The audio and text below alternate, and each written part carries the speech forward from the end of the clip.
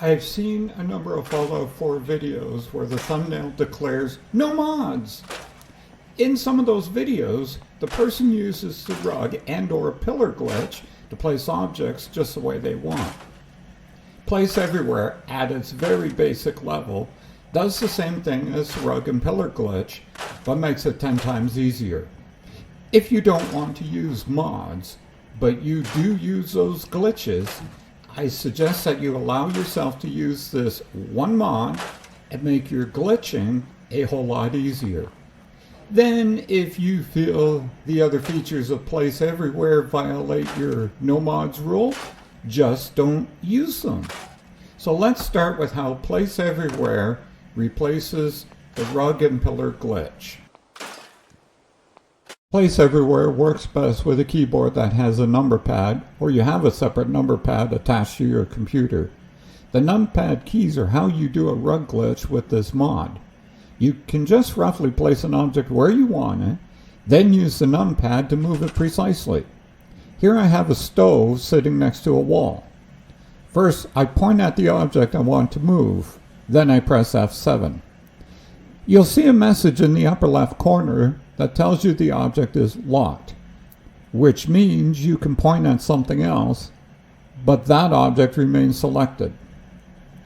With the object selected, the numpad 4 moves it to your left, the numpad 6 moves it to your right, the numpad 7 moves it closer to you, the numpad 9 moves it away from you, the numpad 8 moves it up, and the numpad 2 moves it down.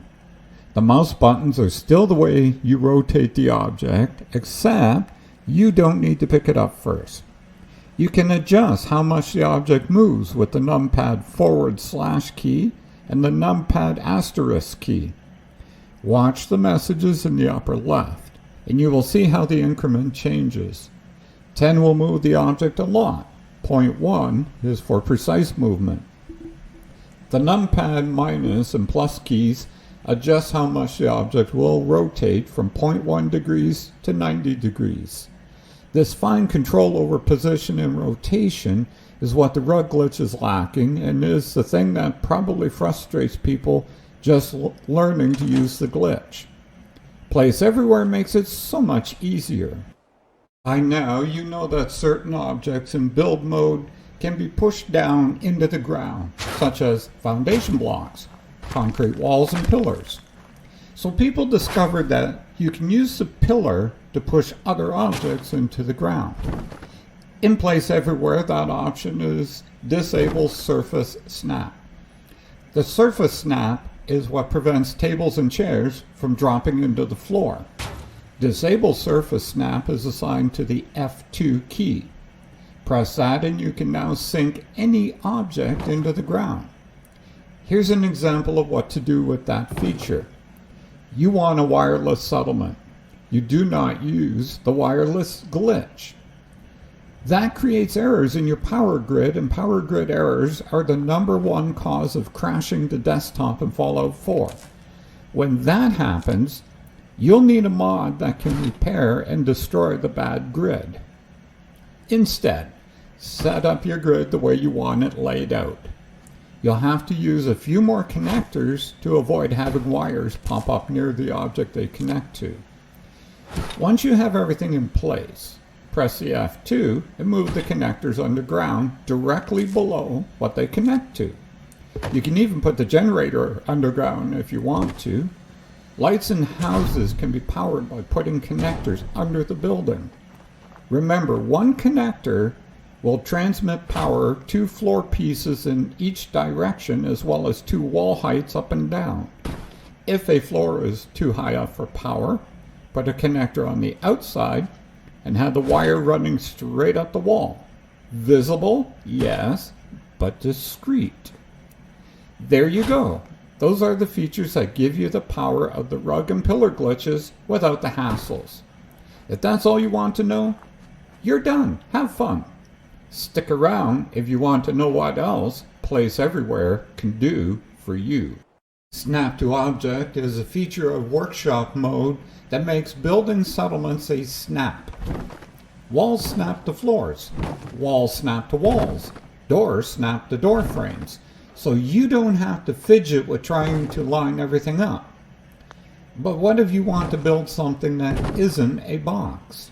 The F1 key will disable the snap to object feature, so you can place floors or walls at odd angles without them snapping to each other. Here you can see how I put down 3 floor pieces as the start of a curved building. Now, let me show you what that can do for your settlement. Here's my build at Kingsport Lighthouse. As you can see, it has a wall running around the edge of the property. The one end is a curve. If we look inside, we see that the wall is topped with a walkway and guard posts. Towards the lighthouse end are bedrooms for the settlers, and then the shops are located in the curve near the main gate. That curved section was built by disabling the snap to object and placing the floors down. I used the movement controls demonstrated in part 1 of this video to get them right where I wanted them. Then I pressed F1 again to enable snap to object, and the walls then snapped onto the floors to easily create a curved wall. Just imagine what you can do with that F1. In place everywhere, copy and paste doesn't mean you can copy an object and paste a duplicate somewhere. What it does is copy the object parameters so that you can either replace that object with a different one sitting in the exact same position, or you can paste some of the parameters to another object. Each object has 6 parameters: position X, Y, and Z, and rotation X, Y, and Z. Here we have a wooden wall patching a hole in a house. But then we decide we'd rather have a metal wall. It took some fidget work with the movement controls to put that wall in there, so it would be a bother to replace it, right? Wrong. Step 1, point at the object to select it. Step 2, press the equal sign on the keyboard. You have now copied the parameters. Make sure you see that message in the upper left corner. If you got the message, then step 3, scrap that object. Otherwise, press the equal sign again until you do get the message. Step 4, build the new object. Step 5, select that object and press the 0 key on the keyboard. When you press 0, place everywhere paste the X, Y, Z position and rotation numbers of the previous object onto the new one so it leaps into place. Pretty sweet, isn't it? But wait, there's more! Let's say you have another mod called Easy Home Builder and Working Double Beds. Link in the description down below. That mod includes prefab sanctuary homes in a pre-war condition. To replace one of these, let's have the new house sitting to the side. Oh yes, you will need scrap everything or a similar mod in order to destroy the old houses. Scrap the roof, select the house, press the equal sign. Now scrap the house and foundation. Select the new house and press the 0 key. There it is, all cleaned up and ready to decorate as desired. One more example of how I'd like to use this feature. I built a helipad for the vertibirds and I want flashing marker lights on it. I had a strobe light, but I need it upside down. Select a light and press F7 to lock it. Now press the left control key to change the rotation axis to X or Y. Press the keypad minus a few times to change the rotation value to 90. Then click your left mouse button to rotate it. Once it's rotated, you can use the equal sign to copy the parameters. Then all of your other strobes are easy. Put one in place, select it, and press the 4 on the keyboard, not the numpad. The 4 key only pastes the X rotation. You could also press the 5, which will pace the Y rotation. To get them at the same height as the first one, press the 3, which will pace the Z position coordinate. Here's one last object for demonstration. I stored some parameters from another object. On the keyboard, 1, pace the X position. 2, pace the Y position. 3, pace the Z position, which in Fallout 4 is the height axis. The 4, pace the X rotation. 5 is the Y rotation, and 6 is the Z rotation. This allows you to copy and paste just one of the 6 parameters, or any combination of them, from one object to another. This is handy when you need objects sitting in different places, but at the same height or rotation as other objects. Once you've played around with it for a bit, it will all make sense, and you'll find it's a very handy thing to use when you're building a settlement. Alright, let's carry on to part 6.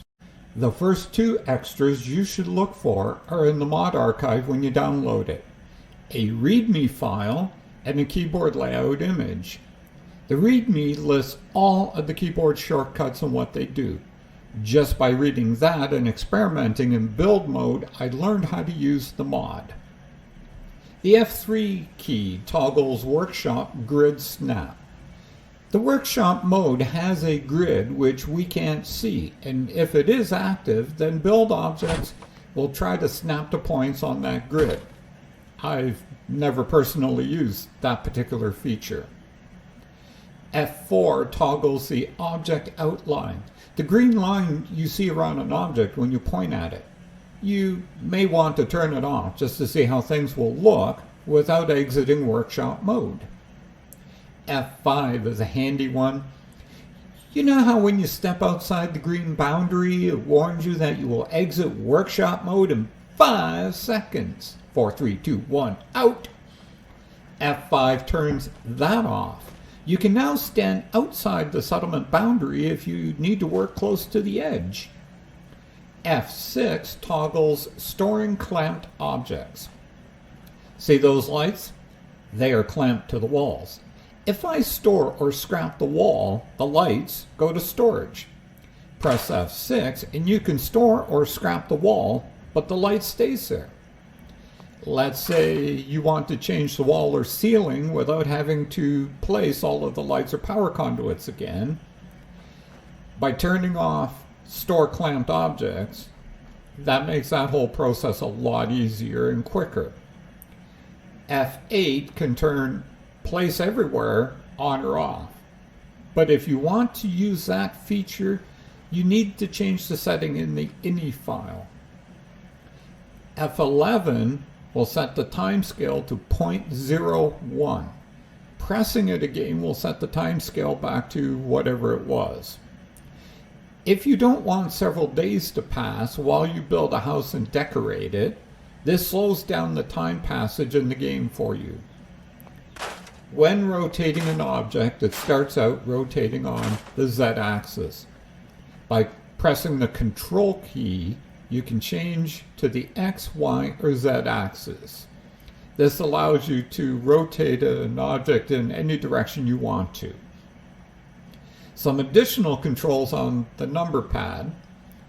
The scale of an object can be changed using the numpad 1 to make it smaller, and the numpad 3 to make it bigger. Just like with moving and rotating, the slash and asterisk keys change the increment of the scaling. If you aren't happy with the results, press the numpad period key to reset the scale to 1. Remember to have the object selected. The numpad 0 key will reset the X and Y rotation of an object, but not the Z. Remember to have the object selected. The numpad 5 key is special. Sometimes when you rotate an object, the texture suddenly goes wonky and looks like it's spinning a little. Select that object and hit the numpad 5 to reset the texture. Or just move the object slightly. The backspace key will undo any recent changes made with the keyboard shortcuts.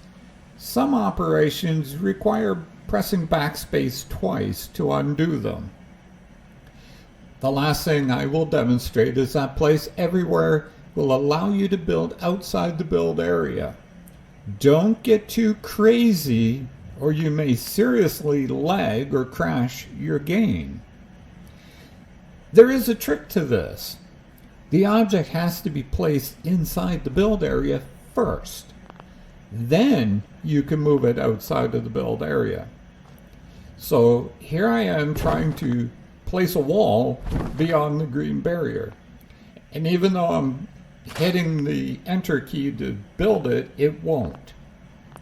So first I build it inside, then I pick it up. Now I can move it out past the barrier and set it down.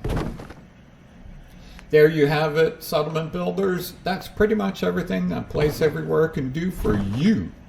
All that's left is for you to add your creativity. What you're looking at right now is one version of Sanctuary that I built using this mod to do a lot of the work. Remember to hit that like button if you enjoyed this video, and thank you for watching.